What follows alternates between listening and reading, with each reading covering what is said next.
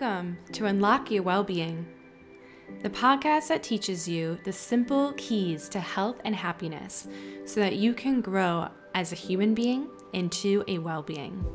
And now here's your host, author, certified wellness coach, mother and wife, Alisha Leytem. Hello, everyone. Welcome back to the show.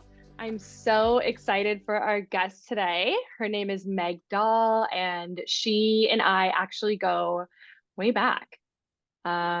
We met way back. So Meg and I, before we were running our businesses, which she'll introduce herself here in a second and what she's currently doing. But before, where we both got our beginnings was blogging.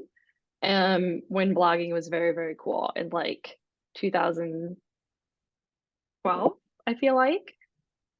Like 2011, 2012. Yeah, around that time. So we initially connected through there, and we've stayed connected in various aspects of our circle and career ever since. And so I'm just so excited and thrilled to have her on the show today, because there's actually a million different topics that I want to go in on with her today, but I had to narrow down for a couple because she's such a wealth of information and she has so many powerful things to share with us as we navigate this very exciting world, I guess you could say, we live in. And she is just such a grounding presence in the work that she offers. So welcome to the show, Meg. I'm so happy to have you. You're so sweet. Well, thank you for having me. And it's crazy. Like, that has now been over a decade that you and I have known each other and been friends. Yeah, I realized that. How did that happen? I know. I know. I realized that as I was saying it, like, oh, this has been over a decade. It's over a decade. Yeah. That's pretty amazing. I've known you longer than, a lot of my friends. You're one of my longest time friends that I'm still connected with. I love that. Yeah, I love it too. I feel like that was such a good time of life and like where to start your career at and just meet so many cool people, the blogging world. But anyway, so welcome. I'm super happy to have you. I would love for you to introduce yourself to our audience and just share a little bit more about what you do and how you help people now. Yeah, for sure. So as you said, I'm Meg Doll, and I guess my background, the reason why I got into blogging and how we connected was I was actually studying foods and nutrition. So I was going through a dietetics program in university, and I was doing that because I had grown up with eating disorders. And when I was going through eating disorder recovery, I was working with a really amazing dietitian, and I had so many people on my recovery team, but it was my dietitian that just seemed to really stand out and help me. She just felt like such an important role in my life, and she inspired me to go to university, study dietetics, and I had plans to become a registered dietitian. But as I was going through the program, I got to my last and final year of dietetics, and I realized that, oh, hey, I don't actually want to be a dietitian. And I've just always been the kind of person that if something isn't aligned, I'm not going to tell someone to eat a certain way, for an example, if I don't eat that way myself, and in dietetic school, it was very calorie focused, and we were basically, doing kind of fake meal plans for fake clients. And we'd have to recommend things like low-fat cheese, for an example, and egg whites. And I was, making my own meals at home with whole eggs and butter and full-fat cheese, that sort of thing. I had done so much healing work with my relationship with food that I just was really focused on nourishing myself in like a full, whole, abundant way. And it didn't feel right for me to be eating how I knew was right. And then be like working in a hospital setting, for an example, or a clinic of some sort, and having to recommend other things. So anyways, I graduated from dietetics, and that's when like the whole blogging started, because I was kind of blogging my way through university, and I ended up studying holistic nutrition. And that kind of led me into the whole holistic world of like health and wellness, essential oils, which again, we connected through blogging, and then essential oils. And so the journey has been long, but I do come from a background with a lot of information in food and nutrition, since I've been studying that since 2009.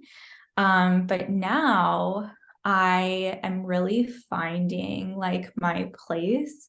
And really, what I feel like I've been meant to do all along is really support people on a very intimate, like personal level. I've been studying somatic experiencing for the past couple of years, as well as internal family systems, so parts work.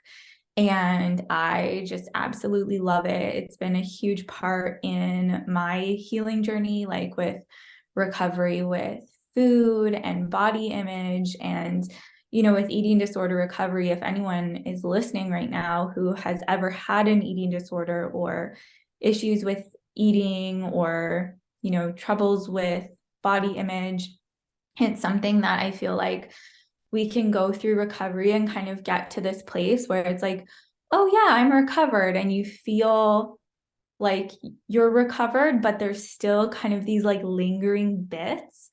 I call them lingering bits because that's what it feels like. It's like you're almost there, but there's just these like little things that are kind of still staying with you. And I felt like that for so many years, right? Like it was like, no, I don't have an eating disorder anymore. I feel like I'm recovered, but there's still just like this stuff that's lingering. And it wasn't until I started to dive into like the somatic experiencing and parts work that I fully recovered from like my lifelong eating disorder and body image issues, basically. And now for the past few years, like I've been at this place where I know I'm fully recovered, and I've been helping women all around the world because I work on Zoom. So it's nice to be able to connect with women from anywhere and support them on their journey too. Amazing. I will definitely say that someone who is witnessing your journey and knows you as a person, like you are absolutely doing what you are meant to be doing in this lifetime on this planet. Like you can just feel like you are in complete alignment with the people that you're helping. And the best person to help someone going through what it is they're going through, which in your case is helping women recover from eating disorder work, um, is to have it overcome it yourself and know the tools that have Mm-hmm. helped you, because no one can relate to someone that they've are struggling with other than someone who's actually experienced it themselves. So I'm sure your clients just trust you so wholeheartedly because they know they can open up to you and like know that you get it. So with that, I would love for you to share more with our audience about what somatic work is, because for those who have never heard of it, and they might be hearing about it more, I feel like this work is becoming a little bit more mainstream now, which is really cool and needed. But yeah, share with us more about what exactly it is and how it can help. Yeah, absolutely. So a big name in like the somatic experiencing world is Dr. Peter Levine. So if you're familiar with his work, you're probably familiar with somatic work as well, and the work that I do with my clients. But really, it's like this understanding of trauma in a whole new way. So I think when we think of trauma. It is these big, traumatic events and things like war or abuse or a car accident or some type of like big event. And we tend to think of trauma as like the event, whereas like what trauma actually is, it's how like the thing actually affects our nervous system. And so the actual definition of trauma is anything that is too much, too fast, or too soon. And so it's really helpful when we can think of it that way and actually see that just as humans going through life, like we all have experienced trauma, right? Like something that is too much, too fast, too soon. And what that does is it really affects our nervous system. And we hold on to that like it lives in the body, right? And so that's what somatic work is. We're working with the body. So it's this top bottom up approach versus like a top down approach. So we're not so much doing like the mindset work, right? We're more concerned about what the nervous system is telling us, what the body is telling us. So that story that is being held within the body.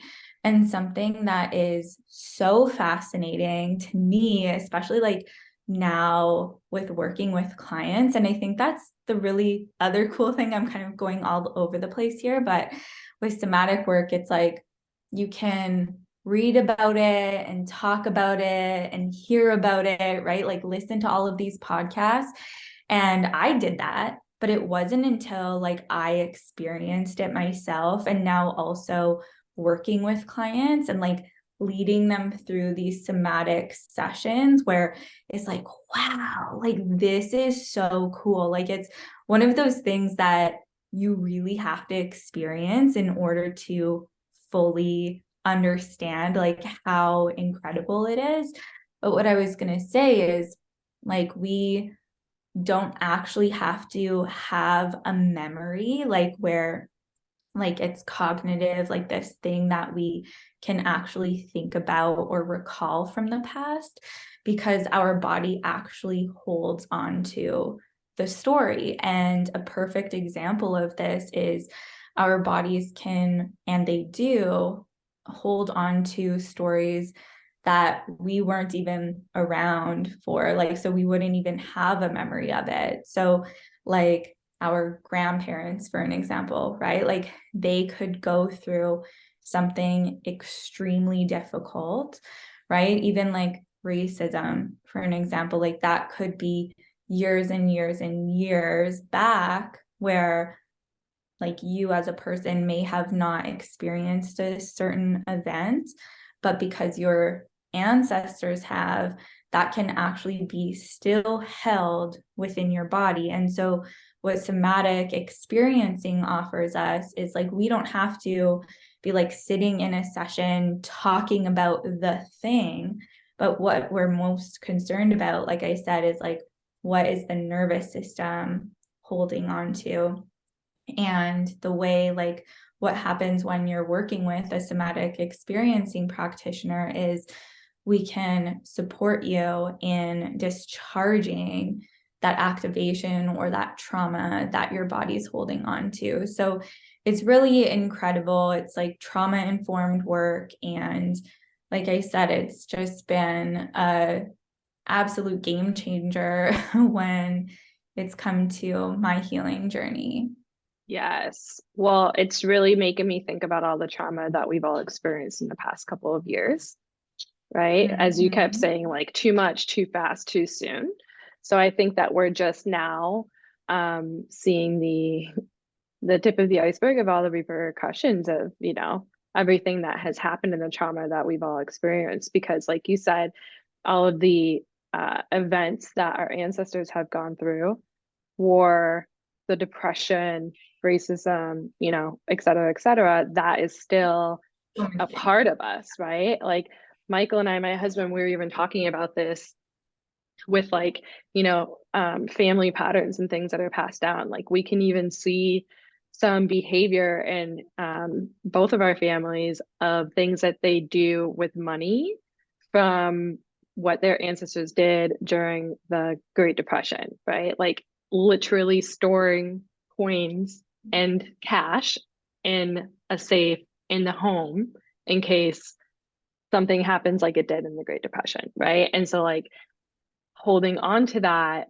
lives within us. And until you can release that, that is still a part of you.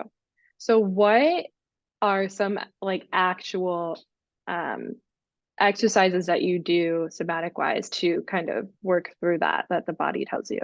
Yeah, so a big, and I know you talk about this a lot with the people that you work with, is nervous system work, right? And so also within sessions, we're always tracking the nervous system because that's telling us part of the story as well, right? So we're paying attention if someone is in parasympathetic, which is that rest and digest state, right? And some clues when someone is able to be in the parasympathetic is like they are able to know that they're in the here and now, right? Like they can feel their feet on the ground. They can feel like their sit bones on the chair, right? They can notice that air against their skin, for an example.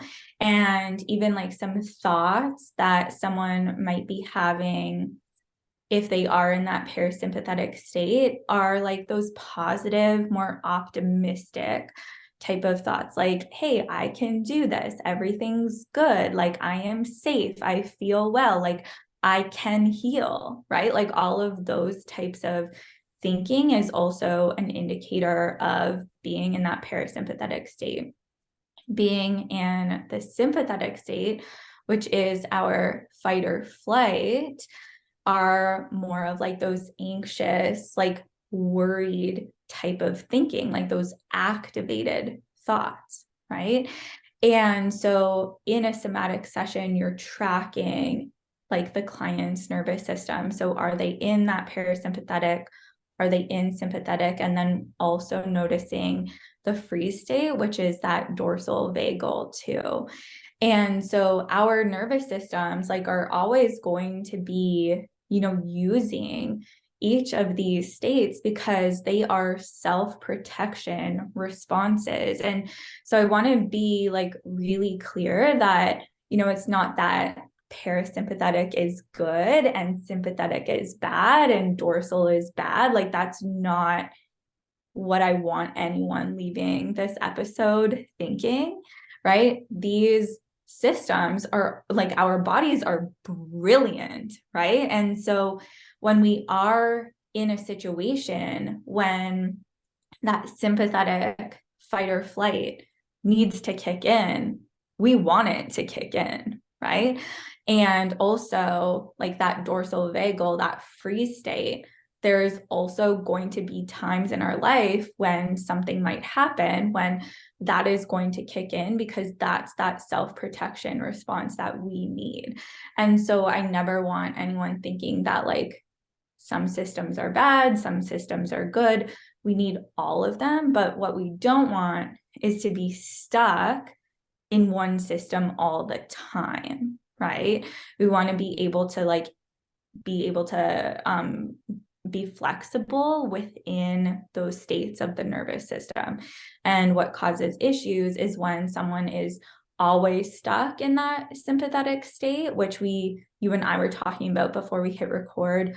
We see that a lot. You were telling me about the people that you work with. I'm like, hey, I get it. Like that's primarily what I see all the time is people are stuck in that sympathetic state. Not everyone, but we do see that when people are, in that burnout with work oftentimes, right? And they're kind of like fearing rest. So to get back to your question and answer that, like, how do we start supporting people on like that somatic level?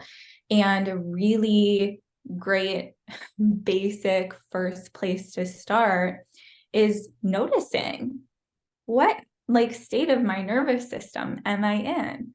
And that alone can be huge for people, right? Because so many people are actually in that sympathetic state so much of the time. And they're like more, in their thoughts, cognitively thinking like, what is wrong with me? Like, why am I like this? Why can't I rest? Right. But once you actually start to understand the nervous systems and notice, oh, this is what that means when I'm here. Right. I was talking before about how my clients, like, typically, not everyone has an eating disorder, but a lot of my clients have had food issues in the past or body image issues, right? And I just think in the world that we live in, like as women, we tend to have days where we feel like there's something wrong with our body or we need to look a certain way. And what's absolutely fascinating about like our thoughts and the nervous system is that our thoughts will actually match the state of the nervous system that we're in. So like I was saying before, like some clues of how to know when we're in the parasympathetic, like you're not going to be thinking that, there's something wrong with your body when you're in the parasympathetic, because you're able to be here right now and know that like there's actually not a present threat around you versus, when people are really stressed or anxious or worried about something, they're caught in that sympathetic state. So like our thoughts are going to match that state that we're in. And so that is like honestly the first step, I would say, is noticing, like getting to know the different states of your nervous system and like, oh, what does it feel like for me to be in that parasympathetic state? And what does it feel like for me to notice when I do go into that state of activation and I'm living in that sympathetic state? And also, what does it feel like for me to maybe experience some like dorsal activity? So like that freeze state, right? And just noticing that. And when you do notice, like maybe you're going into or you are in that sympathetic state, a huge tool is bringing yourself back into the here and now. So kind of going back to what I was saying before, like if you are noticing that you're in that sympathetic state, what would happen if you noticed your feet on the ground, right? Like take a moment just to notice like that point of connection where your feet meet the ground beneath you, right? Bringing yourself a little bit of that here and now. Noticing that point of connection where your sit bones meet the chair that you're sitting on or whatever you're sitting on. So bringing yourself more into the here and now so you can notice that like, oh, hey, like whatever I was, worried about isn't actually happening, right? There's no actual threat around me right now. So that's kind of a really basic way to get started. I love how you described it. I feel like you're very, just your presence is like regulating. So I can tell like you're so regulated. I'm like, oh yeah, I'm feeling really regulated right now, just being with Meg Oh, that and makes me hearing her happy. speak. I love it. Yeah, I think that's really, really helpful. The way, especially with the your thoughts will match the current state that you're in. So I think that's really helpful question to help identify which one you're in. It's like, well, where are my thoughts right now? And if they're in that Yeah. fear, worry, this isn't working, this is what's going wrong, you're most likely in fight or flight. You're most likely in the sympathetic. And I really think it's beautiful too. You said that one isn't right or wrong or bad or the other. Um, it's just when you're in one too long where the issues happen, right? Like if you're in the sympathetic Right, when we're constantly for too stuck long. there. Yeah, yes. So what would your advice be for someone who is stuck there, and like some daily habits that they can take and do, whether that's Yeah. yeah, I want to hear. Yeah, I love this question. And again, just another thing I love about this work, like it is so slow and so gentle. And what I'm always concerned about or curious about is like what's most tolerable for my, like the client I'm working with, right? And so if someone listening right now has been in a somatic experiencing session before, like they'll know it is very slow. Like nervous system work and working with the nervous system, healing the nervous system, it's slow work. And I really love that because even like the clients that I work with, usually they're coming to me at like the end of their work day, right? And they've been like, go, go, go, go, go all day. And in our sessions, it's just like finally a time for them to like sit and just move slow with me. And so I just really love that. So the reason I bring that up is because, okay, if someone knows, oh, wow, I am always on, like I am constantly in that fight or flight state and I need to make a change. The reason I wanted to mention that like somatic work and nervous system work is slow is because like I can't suggest that, okay, a great first step would be just like taking the weekends off of work, right? Like just take the whole weekend off. If this person is constantly in that, like, I have to constantly be doing something, right? So, like, what I would be curious about, okay, what would be tolerable for you, right? And it might be something so incredibly small. So, for an example, I once was always in fight or flight. Like I could not sit down.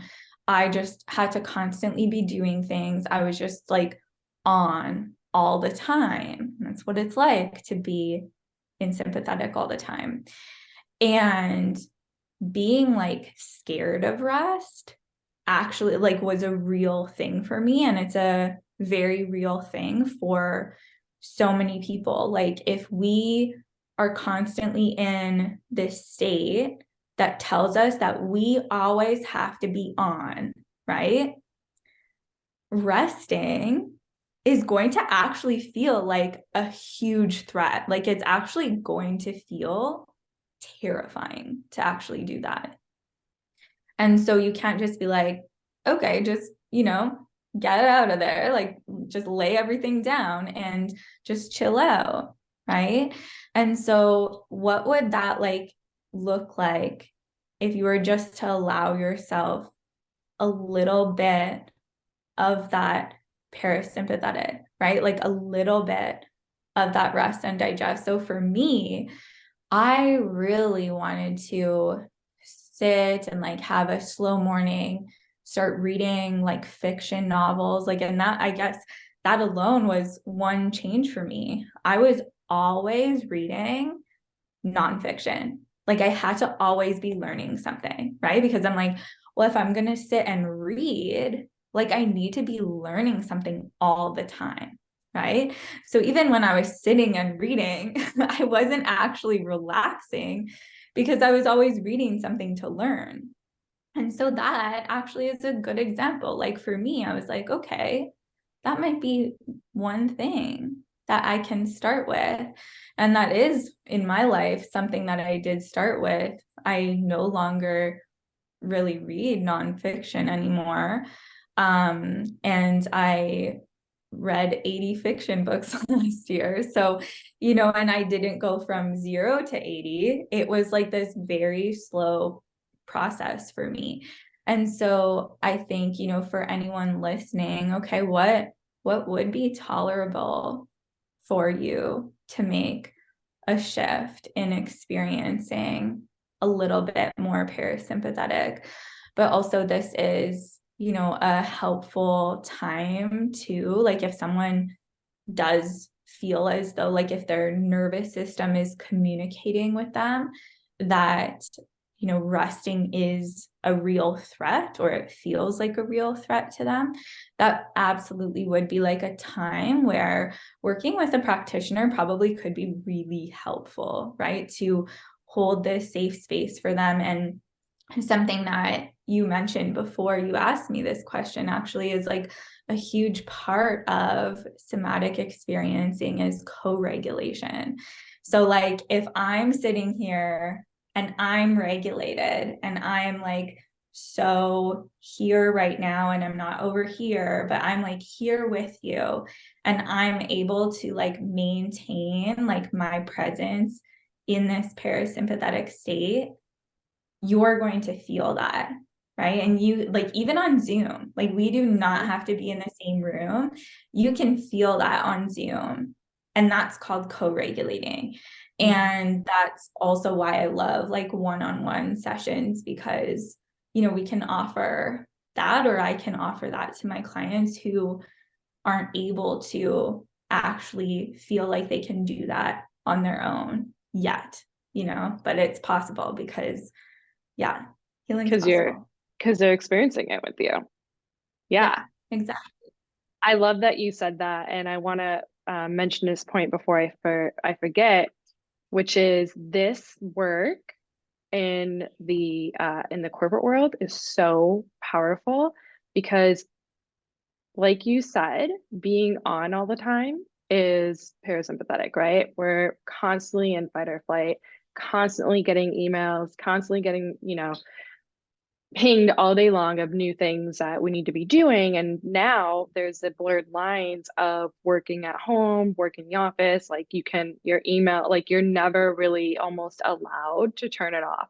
And so you have to know how to actively rest. And this can be very scary for those who don't know how to turn it off or are always on, because like you just mentioned, the thought of resting can feel like a threat because it is, or just not, that you can't go from here to here quite yet, right? You have to ease into it. And so one thing that I found in doing this work, especially for leaders and HR leaders, is as they learned to regulate themselves, now they're able to regulate their employees. Okay. And this Totally. changes the culture at these companies.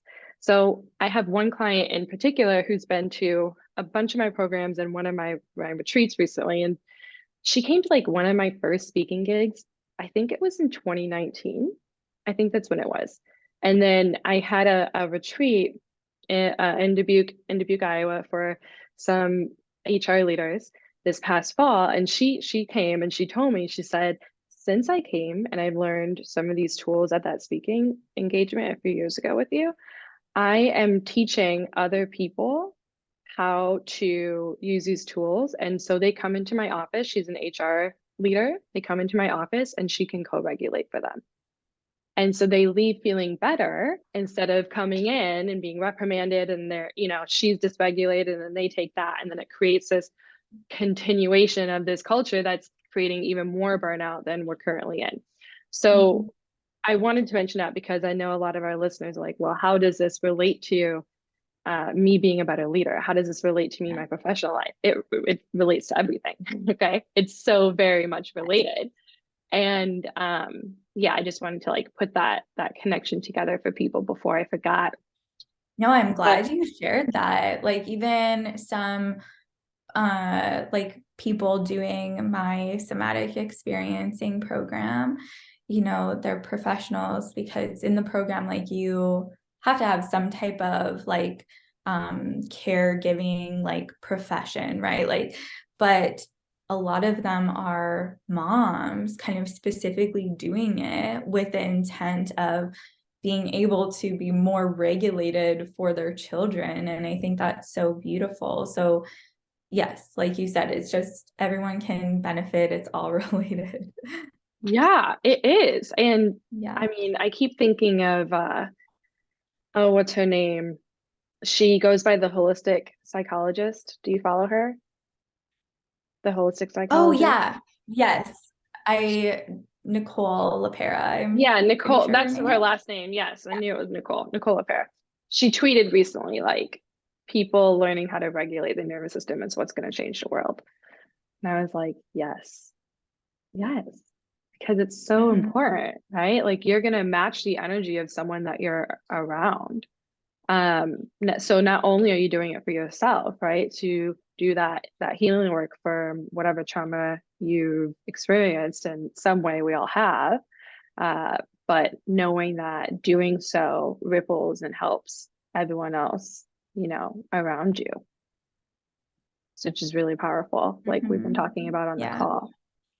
So I'm curious about, what are some things that you see in your clients that when it comes to food that they do, uh, that keeps them stuck in sympathetic or puts them into fight or flight?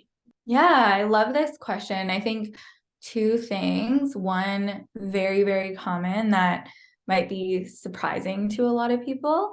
And you and I were talking about this. I shared this with you before we hit record because, I was explaining to you just my backgrounds in food and nutrition. And then, I'm in this somatic world now. And I love that so much. Like, it's never like, oh, I just wish I would have, became a therapist right off the bat. Like, I'm so happy that I have this background in food and nutrition and now also the somatic piece because they're related, right? Like, so I think we live in this world where we're told like we need to eat a certain way. And when we eat a certain way, then we're going to be healthy, right? But like, you can't focus on your healing without doing this like deep inner healing, like nervous system work, right? Like, your healing can't not include nervous system work, just like you were saying about that tweet, right? Like, people being able to regulate themselves and work with their nervous system, like, that's what's going to change the world. I love that, right? So you can't focus on everything else and ignore the nervous system, but you also can't just like look at the nervous system and then be under eating. And that's what I shared with you. And that is one of those things that, like, if that's one of the things that I see most often. And it's not just, I need to clarify this, like, it is not just because most of my clients have eating issues or have come from a background of, disordered eating or eating disorders. Just most women in general, because of the world that we live in, like, we're constantly fed messages that we need to eat a certain way, X amount of calories, et cetera, right? And so most people that I work with, come into contact with, they're under eating.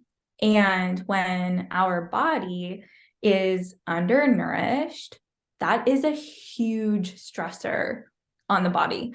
And the nervous system, the body perceives that as a threat. Like, it does not feel safe when it is being undernourished. And so that is the most common thing that I see, like, food related and how it impacts the nervous system is under eating. So like, women need to learn that like they cannot thrive and be in this really healthy, regulated state while they're constantly undernourished, right?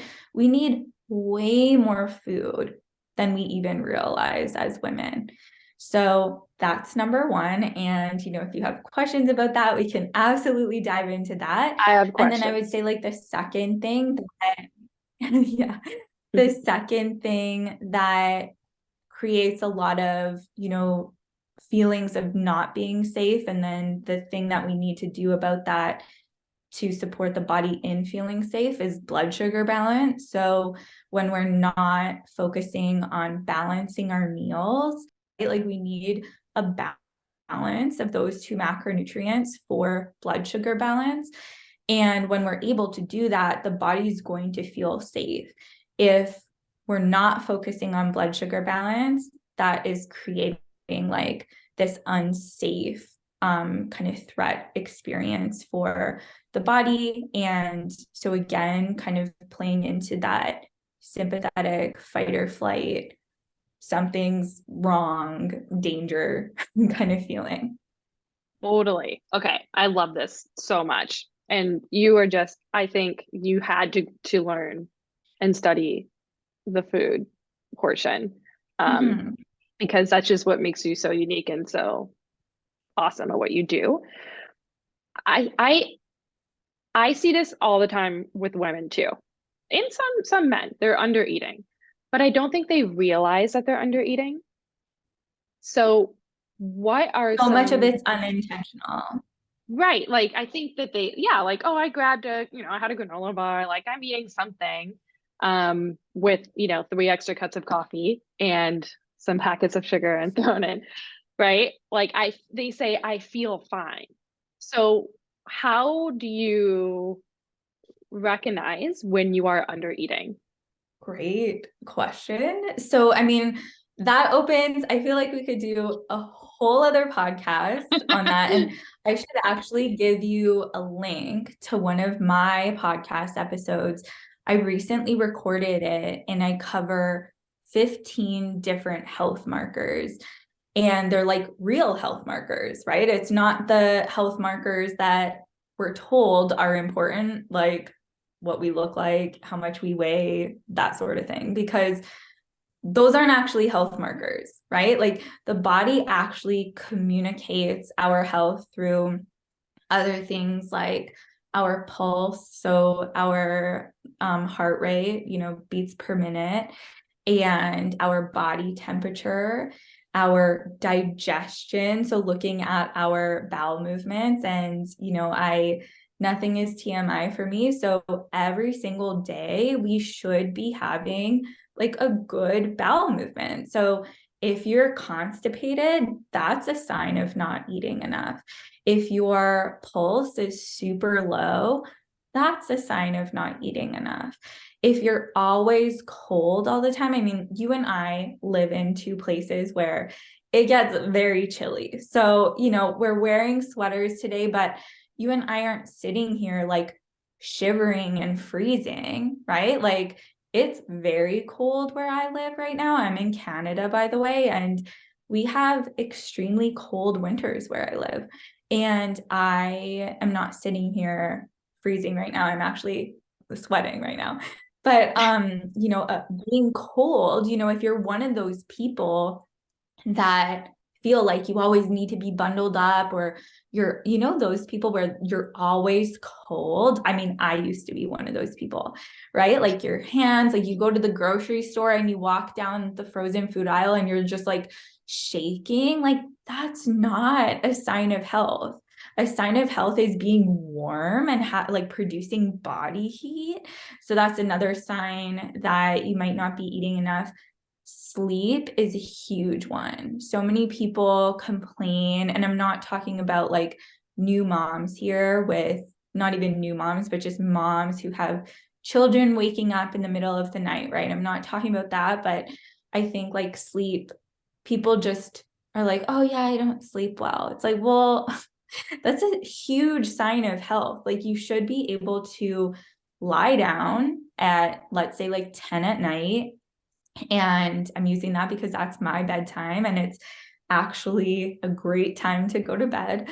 But you should be able to lie down, put your head on the pillow and fall asleep with ease, not wake up in the middle of the night, even if that's to go pee, because that, like, your body should be able to make it the entire night uninterrupted without having to go pee. And so that's another sign of not eating enough. If you're not able to actually get a solid night's sleep, if you're, having a hard time falling asleep, having a restless sleep, waking up in the middle of the night to go pee, all that stuff. And then also like having no hunger or feeling constantly hungry. And that bit might be kind of obvious to some people, but again, like, you know, like you said, a lot of people don't realize they're under eating, right? So, and again, like I keep saying, we live in this world where we're told certain things about food and how we should be. And I think part of like that messaging is always to like get rid of our hunger, and that hunger is like this bad thing that we need to minimize. But like having an appetite throughout the day and like having these normal fluctuations in your hunger throughout the day is actually a sign of health. Like you should be hungry, right? But you shouldn't be hungry all day. And if you are, there's nothing wrong with you. It's likely you're just not eating enough, right? And if you do think you're eating enough, that's probably because diet culture told you that the amount of food you're eating is like quote unquote enough, but it's not, because you're hungry and you wouldn't be hungry otherwise, right? And if you don't have any hunger throughout the day, that's a really good sign that also you're not eating enough. So I think I listed 5 different things. And again, I said on my podcast episode that I released a couple weeks ago, I covered 15 things, and they're all health markers that we can look at and gain so much information from. And all, like, I have seen all of those, not only myself, but so many of my clients like come back into balance simply by increasing calories, you know. And calories like can be such like a dirty word, like triggering word, but it's like, let's just start to see calories as energy, and our body needs that, right? And so I don't know, I feel like so many problems could be fixed or resolved if people just started eating enough food, honestly. Oh, I love it. I love everything you said. And yes, we'll absolutely put the link to that podcast episode in the show notes of this one, because everyone needs to go listen to that. That's very important. Um, Tell them about your podcast, because we didn't mention that you have one, but you have one. You've had it for a long I time. do. Like, yeah. A long time. Yeah, I actually started podcasting back in 2015, so that has been a long time ago. Um, yeah, before like everyone had a podcast kind of thing, but I've just always loved podcasting, so I'm so grateful to be sitting down with you today. But yeah, it's called the Unbreakable You podcast, and it's so cool because I don't even know where like that name kind of came up for me, like Unbreakable You, but it's so interesting because now with like the work that I'm doing with somatics Mm. and parts work, I'm like, wow, this actually, and just like you said, I feel like I really came to this place and found where like my like true alignment with like the work that I'm supposed to be doing. And then I recently, honest to goodness, just within the past couple of weeks, I was thinking about the name of my podcast. I'm like, wow, interesting how it's, you know, it's not expired after all of these years. It really just makes more sense after all of these years. So I kind of like that. But yeah, it's called the Unbreakable You podcast. I was having a lot of guests on my show for the past several years. And then at the end of last year, so the end of 2022, I decided that I really wanted to start making my show more solo episodes. So if people go check it out, if you scroll back, there's going to be a lot of amazing guests on the show, but then more recent episodes or more solo episodes talking about like a specific topic, that sort of thing. I love it. Yeah, she has a great podcast too, you guys. So, and she has a lot of episodes that you can dive into. So if you're digging today's um, show with her, you should go check it out. So we'll for sure put the one of the, what is it? You had 15 health markers? 15. Yeah. And I mean, I could Love have it. went into all of them today, but we No, made no, a no. good start with the Yeah. 5. Yeah, that's good. And you actually named a couple from my book, The 6 Gold Keys to Wellbeing. So the first is sleep, which is really interesting in the work that I do with corporate. I do like a workshop. One thing that I do is a workshop series on my 6 keys. And almost every single time I do it, people love the sleep one the most because they're struggling the most with sleep, and they realize and Mhm. experience like making shifts and making their sleep a priority and like improving the quality of their sleep helps them to be able to do everything else, right? Eat better, have Mhm. more energy to move, feel more regulated because you're well rested, right? And so it's just, for some reason it's still like this mentality, at least from what I see, of, I'll sleep when I'm dead and I have to stay up late Mhm. and keep working and then get up early and I can just do it all. And that's actually hurting you a lot. Um, and in my second key, in the key of nutrition, I really focus on gut health. And so we Huge. talk about, yeah, we talk about your digestive system. We talk about how to have a healthy gut and what to look for in the toilet. So that is also not off limits to me. I think it's so important. And it is really funny to bring that into Yeah. a professional setting. It's like, listen, we need to go here because it's We need vital. to talk about the poop. Like, We let's have just get to. to it. Yeah. Yeah. Yeah. It's just so important. So I love that. We'll put that in there. What the second thing that I wanted to go back to really quick, the second thing that you had mentioned after, I did mention blood sugar balance. yes, thank you. So Yeah. um a lot of clients that we see on average, they'll eat something sugary in the morning with a lot of coffee and then crash, skip lunch, right? And are super tired. So then they have more coffee in the afternoon and just try to like, push through and get through the day. How can you tell when your blood sugar is crashing, and what were the portions, the ratios that you mentioned that you want to stick with each meal to maintain a healthy blood sugar balance? Yeah.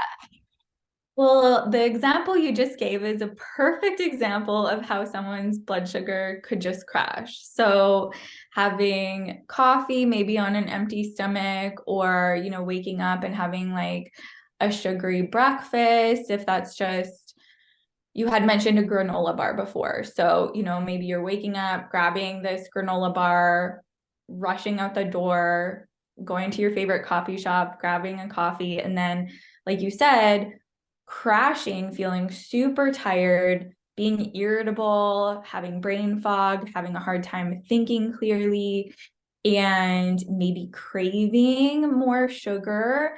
And I could, again, whole episode that I should record in the future about cravings and what they actually mean. They're not like a bad thing. They're just telling us like, oh, hey, you probably need more energy, right? Like if we're tired, the body isn't asking for coffee. If we're tired, the body is asking for energy. And I said before, calories are energy, right? So your body doesn't need more coffee. Your body needs food, right? And that's probably not going to look like a sugary drink from Starbucks, for an example, right? Like your body needs food.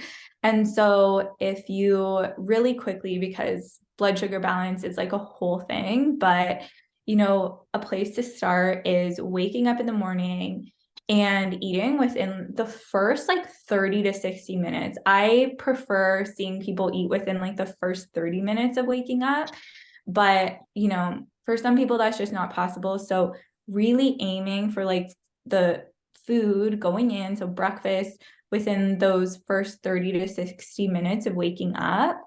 And your meals and snacks should all have protein and carbs within every single meal and snack. So, for an example, like breakfast, one of my okay, this is my favorite breakfast. I soak oats in Greek yogurt and like mix cocoa powder. So they're like these like chocolatey soaked oats with a lot of protein from the Greek yogurt. And then I pour a ton of honey all over that and then make like a strawberry compote on the side. So we have like the protein from the Greek yogurt and then carbs from the oats and the honey and the strawberries. So you got a nice combo of a bunch of different types of carbohydrates. And then, so that's a really good example of a good like blood sugar balancing breakfast. And then every 2 to 4 hours after that, so again, to that example that you gave us, we don't want to be going hours and hours and hours and hours without food. One of the keys to balancing blood sugar is eating every 2 to 4 hours and not forcing our body to fast longer than that, because we fast all night. You do not need to fast any longer than that. And so grabbing, it would be like breakfast, maybe a mid-morning snack. One of my favorite snacks, and this is just easy, is like a chunk of cheese and some fruit. So, before I got on this call, I had like a chunk of cheese and a couple of oranges. And then again, like lunch, and that also being a nice balance of protein and carbs, and then an afternoon snack, dinner, and then a bedtime snack. So that is kind of like this flow or the structure that I kind of follow just intuitively, but also intentionally throughout the day, because I know that's what my body needs.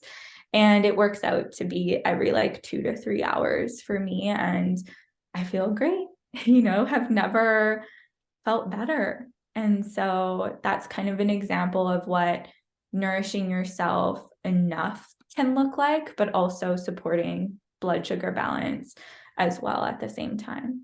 I think I love how you just described that. And I think that this conversation is just really important to hear. Sometimes it's like, oh yeah, I just need to eat more to have more energy, but we need to hear that. Um, Even myself, like I've had to have that reminder, like now, my sleep is interrupted quite often with a 2-year-old. It's just temporary. So I know it's not, forever, but because of that, I need more energy throughout the day. And so instead of reaching for more caffeine, I'm like, okay, I just need to eat more. And that does help me, when I am low on energy, to remember that, like Meg's in my head. I need to eat more. Like that's going to help me I have more love being in energy. people's heads. And it works, honey. It does. So having and like it's not, you're gonna go through different phases in your life, right? Like the phase I'm in right now with little babies, it's not gonna last forever, but that is a phase I'm in. So having my body give me information as to how I'm feeling, what's going on, and using these tools, these somatic tools like that you're sharing, helps me to stay in that relationship of where I'm at and honoring where I'm at in that moment in the phase that I'm in. So, yeah, super cool and important. Okay, Meg, I want to ask you the question that I ask every guest that comes on the show, which is the title of the show. I want to know more about you. How do you personally unlock your own well-being? Yeah, I have thought about this question, and I feel like, you can interpret this question in so many different ways. But for me, I feel like a huge piece of that for me is really filling up my own cup before like being able to pour into everyone else. So for me, a huge part of the way that I make sure that I am taking care of myself is being really like firm with like my self-care boundaries. So I am so intentional about having these really slow me mornings. Basically, like I don't schedule clients in the mornings, and then I see clients throughout the afternoon, which feels so good for me. And I feel so full and like nourished and ready to pour into my clients because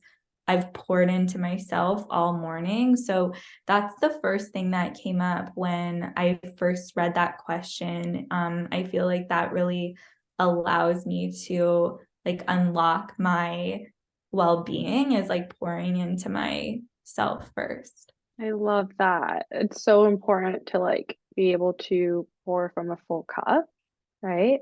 What do you do to make sure that you're filled up, and how do you give yourself permission to like create the space for that, you know? Yeah. Again, like lots of like healing work around that. It wasn't just like I was saying before, right? It wasn't just this, oh, I want to start doing this for myself. And then I started doing it. It was a lot of healing around that.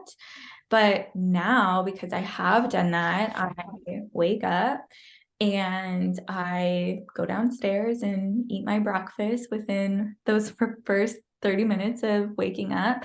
And then I don't have any children, but I have a fur baby who I love very much. And so her and I like curl up on the couch for at least, usually it's like 2 hours, honestly, like depending when I wake up. But it's nice. Her and I just curl up on the couch and cuddle together for the first couple of hours that I'm awake, and I read a book and she snuggles me. And then I love moving my body as well. And so I have like a gym downstairs in my house, and which I'm really grateful for, because I would not want to be going to the gym, especially when it's this cold here in the winter. So it's nice to be able to like go down in my gym, do some movement, and really just take an entire morning for myself. And then I get ready and I dive into another thing that I really love doing, as we've talked about so much throughout this episode. And I love like the work that I'm doing with my clients, but I'm setting myself up to be able to like do that because I do care for myself in such like an intentional way. And I'm also really like, I have solid boundaries, like it's not like I'm scheduling clients all morning, because if I did, then I wouldn't have that space to pour into myself. You know what I mean? Mm-hmm. So I think like having boundaries is a huge piece of that for me too. You also take like very intentional breaks in between clients, right? Yes, like that's another thing, is if I saw my clients back to back to back, which I know so many people do, and like no shade to them, like I just can't. Like I know that if I'm seeing, let's say, 5 clients back to back in a day, is that fifth client of mine getting what like that first client of mine got? You know what I mean? And to me, that's what's most important. Like if these people are investing their time, their energy, their money into our sessions, like I want to make sure that that last client of my day is getting exactly the same amount of me that I poured into that first client. You know what I mean? So that's a Yeah. huge thing for me. Huge. Yeah, it's so important to keep yourself in that place that everyone who's working with you is getting your best at each session, and not, oh, I'm just going to try to bang this all out and just push myself through, and then your energy waning by, like you said, the fifth client. So I love that you take it very seriously, that in between your clients, like you do something to nourish yourself a little bit in between, right? Like you'll have a snack, or you'll go for a All the time. walk, or Yeah. you'll read a little bit, right? You'll do something in Yeah. between. So I think for our listeners, like even, if you're at a day job, can you schedule in that time that you can take, even if it's 10 or 15 minutes, in between meetings, or um, before you have like a big presentation or something, like can you put that time into your calendar knowing that that is really productive because it's going to help you and set you up to be in a better place when you go and do, that next session or the next thing on your calendar. Like Meg has created this flow for herself in the day, right? I'm so happy you brought that up too, because it's so easy to just say, yeah, I'll schedule like all of these meetings or clients or whatever, like commitments back to back. It is so easy to do that. And I've had clients also, reach out, like if we have maybe something come up on their schedule one week and maybe they're asking me to see them at a different time or whatever it is. And it's so easy to be like, oh yeah, I'll see you at 4, even if I have a client ending right at 4, but I will always ask them, hey, could we start at 4:15? And I want to acknowledge just like how easy it is to tell ourselves like, oh, it'll be fine. Like I can do it at 4, right? But okay, but like, could you give yourself an extra 10 or 15 minutes? Like, is that possible? And my clients know that I do this and I know they appreciate that. Like that I do give myself even like those 15 minutes just to kind of like do that reset and give myself some time and space to like emotionally and like mentally and everything like internally wrap up that last session so I can go into that new session. And whoever's listening, they might not be like dealing with clients, but it's just a meeting or whatever commitments you have during your day. Can you give yourself a little bit more of a buffer between those commitments rather than stacking them? Because I know you can stack them back to back. I know that I could too, but could you try to give some buffer between? Yes. I think that's a challenge for our listeners of like a place to start. Could you maybe Yeah. start with 5 minutes and see if you can challenge yourself to, creating that space and then creating that boundary and honoring that, maintaining that boundary with, your coworkers and even with yourself. Like, no, I said I was going to actually step away from my computer for a few minutes and getting into the habit of resetting, regulating in some way. And the more you do this, the more like you're practicing what that feels like, to like reset along the way. So I think that's a big takeaway. We want to hear from Yeah. you guys what you end up doing in those 5 minute or at least 5 minute between your breaks. Yeah. I love it too. Oh, Meg, this has been so awesome. Thank you so much for joining Thank and being here you. today. I just Oh, love the thank work you that so you're doing. much. Yes, Thank you, it's sweetheart. amazing. I love the Thank work that you're you. doing, and thanks for having me.